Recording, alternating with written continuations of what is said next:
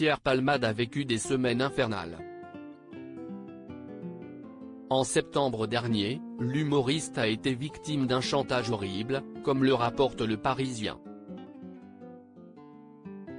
Selon nos confrères, l'enfer a commencé après une soirée passée en compagnie d'un escort boy.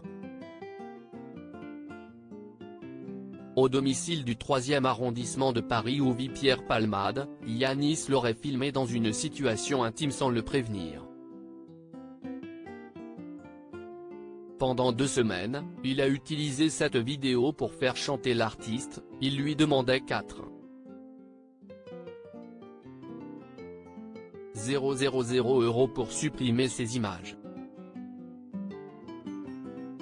Il menaçait alors Pierre Palmade d'envoyer cette vidéo à des contacts téléphoniques.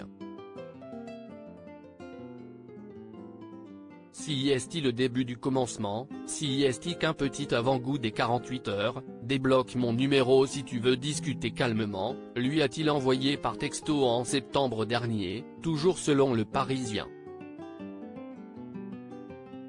Face au mutisme de Pierre Palmade, le jeune homme de 28 ans aurait contacté son ex-épouse, Véronique Sanson. Consciente qu'il se passait quelque chose d'anormal, la chanteuse a donc téléphoné à l'humoriste en lui expliquant avoir reçu un appel étrange, celui d'un homme qui avait connaissance de cette vidéo. Il aurait expliqué à Véronique Sanson être prêt à la supprimer si le comédien acceptait ses conditions, ce qu'il n'a jamais fait. À la place, Pierre Palmade a préféré contacter la police.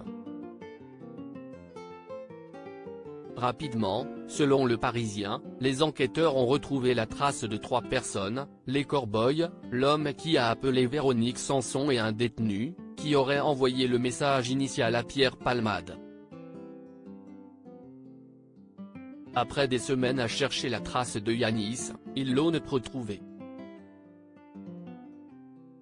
Pierre Palmade, quand se déroulera le projet de son maître chanteur?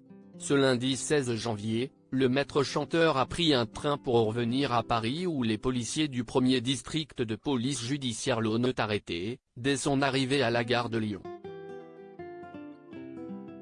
D'après Le Parisien, il était déjà connu des services de police notamment pour extorsion, abus de faiblesse et violence.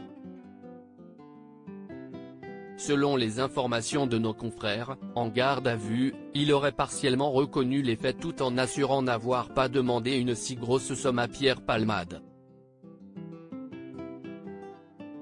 2 jours après son arrestation, ce mercredi 18 janvier, Yanis a été présenté au tribunal de Paris où le juge lui a annoncé son procès pour chantage qui se déroulera en avril prochain.